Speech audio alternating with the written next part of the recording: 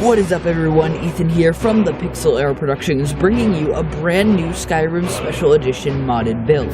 My last video got loads and loads of support. Thank you guys so much. I'm glad to hear that you're all enjoying these videos. Because of all that spectacular support, I am bringing you a brand new build for today. And today we're going to be taking a look at the Dragonmage. The Dragonmage is extremely in tune with all aspects of arcane fire and the way of the voice, and uses these skills to crush her enemies, even the mighty dragons who have returned to Skyrim. She can easily call forth a fiery inferno to wipe out all her enemies, while she's also destroying them with her katana, Dragonbane. With this deadly combination of magic and might, the Dragonmage inspires fear into her enemies, even the notorious flying beasts who patrol Skyrim's skies. The Dragonmage will be a Dunmer, a race of elves originally hailing from the ash-covered lands of Morrowind. As a dark elf, she will receive boosts to her light armor, destruction, and alchemy skills, all of which will be useful for your playthrough. In early game, the Dragonmage will be blessed by the Mage Stone so that she can level up the majority of her perks. After leveling is more or less complete, however, the Atronach Stone is the best option. With enchanting as one of the skills for this character, the 50% Magicka regen debuff will not be a problem, and it's definitely worth the Magicka absorption. The Dragonmage was born in the 171st year of the Fourth Era on Solstheim, an island gifted to Morrowind by Skyrim's High King after the brutal eruption of Red Mountain. She grew up on the coastal settlement of Raven Rock, raised in a middle-class Dunmer family. Her parents were dock workers, and her father a sailor who often gave passage to Skyrim cities of Windhelm, Dawnstar, and Solitude. Such trips were required very frequently by wealthier inhabitants of Solstheim, especially traders and merchants and the like, so the job raked in a respectable amount of coin. Her parents were very invested in their work and made sure that they continued to live very comfortably. Because of their total devotion to their work, however, the Dragonmage spent very little time with her parents. That's not to say that she didn't have a healthy relationship with her family, but she often was left to her own devices and to find her own sources of entertainment. There were few children in Raven Rock at the time, and she was naturally shy anyway, so she gradually became very much an introvert, preferring to explore Raven Rock by herself than seek the company of others. On one such exploit, the young Dragonmage stumbled upon a mage of the Telvanni, one of Morrowind's legendary houses, who is passing through Raven Rock. She had heard vaguely of a small Telvanni settlement called Tel Mithrin near the opposite coast of Solstheim, but she had never concerned herself with such stories. At first, her shy nature made her shrink away from the rather imposing figure, but he was not unkind, if a little gruff, and asked her if she was lost. She hurriedly shook her head and began to back away, but the Telvanni advanced. In reality, his intentions were good, but she was slightly frightened of the tall adult and froze where she stood. The Telvanni knelt down and asked her where her parents were. She answered that they were working, and when he'd asked her if she'd been many places on Solstheim, she answered that her parents didn't take her very many places. He sighed. Such was the case with many families these days, he thought. Too much work and not enough time for research and curiosity. He straightened and bid her goodbye and continued on his business. Unbeknownst to the Telvanni she had just met, the encounter had left an impression on the young Dragonmage, and at dinner that night she asked her parents if she could see more of the island of Solstheim. They were taken by surprise at the question and exchanged worried glances. Leaving the safe walls of Raven Rock could be dangerous. They answered that they would be too busy with their work to take any trips, and that they would see about such an escapade in the future. The Dragonmage knew that "we'll see" was as good as "no, not ever," so she decided to take matters into her own hands. She was allotted a small allowance to do chores around the house whilst her parents were away, and she used it all to buy a map of Solstheim from a local merchant. Sneaking out past the walls of Raven Rock to go explore, the Dragonmage noticed Tel Mithrin located on the map, not too far away from Raven Rock itself. Finally, the young Dragonmage found Tel Mithrin. She stared in awe at the towering mushroom-like structures, or perhaps these structures were mushrooms, she couldn't be entirely sure. The Dragonmage quickly made her way to the tallest tower and walked into the doorway. Stumbling onto what she thought was the main floor, she noticed too late that someone else was present. The Telvanni mage she had met before turned in surprise to see the small figure before him. He stuttered for a few seconds, dropping the potion he had been working on. He looked down and cursed rather horribly. She hurriedly answered his questions, explaining that yes, they had met in Raven Rock the other day, and that no, she didn't make a habit of rudely barging into other people's homes unannounced. The Telvanni mage sighed and directed her towards a mop and dustpan, pointing meaningfully at the mess he stood over. She hurried to clean it up. The Dragonmage watched him return to his work as she cleaned, and was amazed at the careful precision that went into combining ingredients into a potion, and even that such a thing was possible. Once she was finished, the Telvanni mage ushered her out and bid her return to her home. That night, the Dragonmage told her parents nothing of the day's excitement. She continued to explore more of Solstheim in the following months, despite her parents' protests. As time wore on, the Dragonmage's thoughts began to drift back to the fascinating magical instruments and experiments back in Tel Mithrin, and she longed to learn more.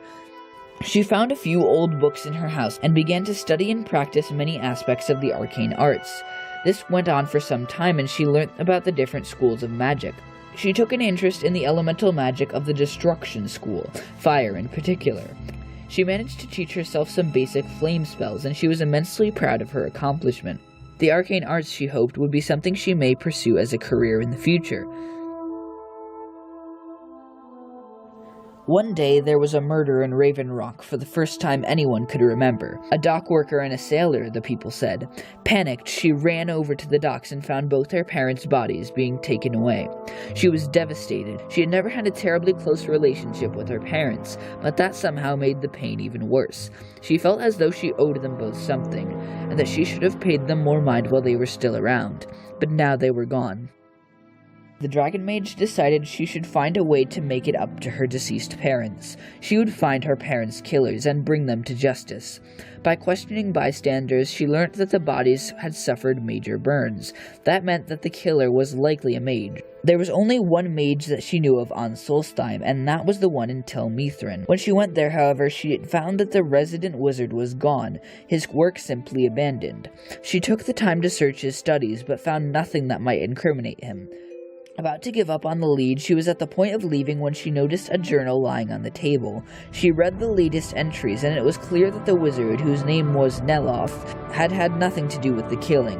However, as she reached the end of the journal, she noticed one entry about two frighteningly dressed characters who looked to be mages requesting passage to Skyrim. With no other leads to follow, the Dragonmage could see no other possibilities for finding her parents' killers. Her hatred drove her forward, and she booked passage to Skyrim as soon as she could. Upon arriving, the Dragonmage immediately began asking questions about the two strangers, which was perhaps a mistake. She was given a possible lead in one of Skyrim's unfamiliar cities. On her way, she met the strangers sooner than she would have expected. While traveling, she was attacked by some characters dressed in frightening robes along the road. She was taken completely by surprise and had very little chance to fight back. Shock and fire spells flew at her from all directions, and she desperately tried to block them. The wounds she suffered were excruciatingly painful, and she had just enough time to glimpse skull-masked figures as she blacked out.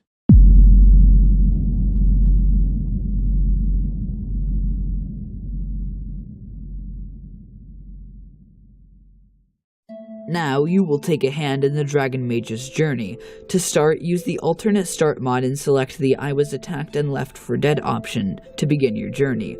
Find the nearest town or city, heal yourself up, and purchase some supplies. Then, find your way to the College of Winterhold. The Dragonmage will go to the College of Winterhold knowing that, without increased knowledge of magic, she will have no chance to defeat those who had attacked her. She will also do some research and find that, based on their garbs, the characters who had nearly killed her were likely cultists of someone named Mirak.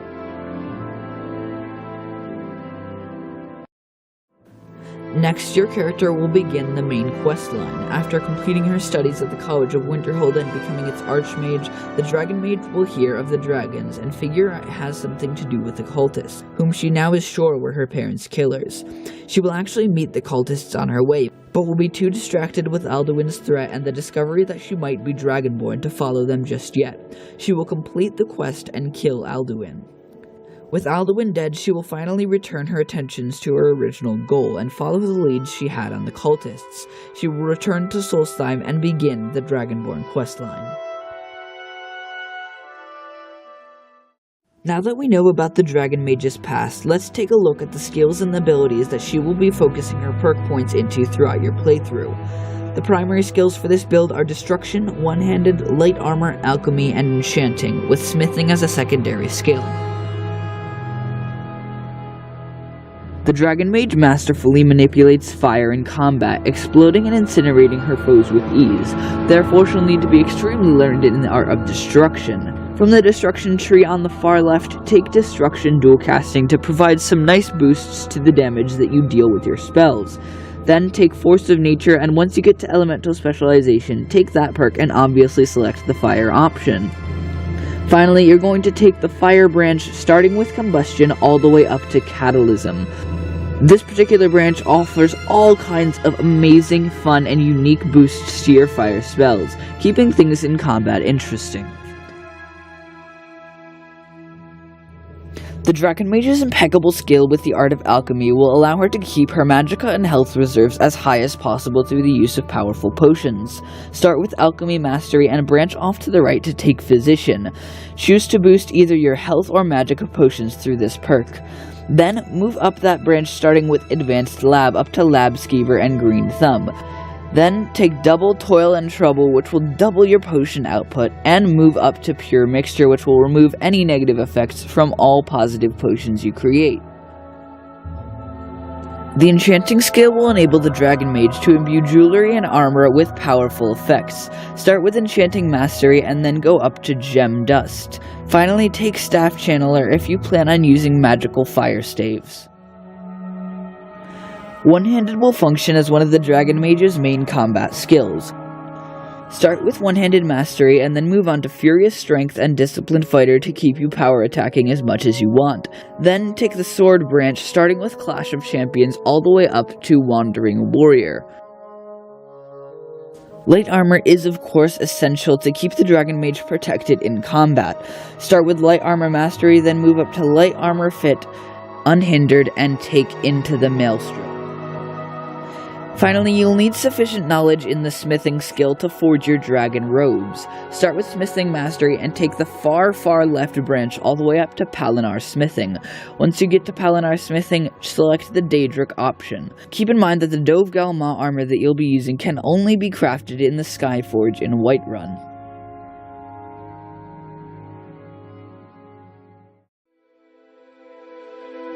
With loads of perk points invested in destruction, spells are obviously going to play a very large part in your character's combat style.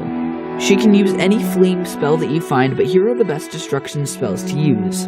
Flames, Firebolt, Ignite, Fireball, Incinerate, Fire Rune, Flame Cloak, Wall of Flames, and optionally Firestorm.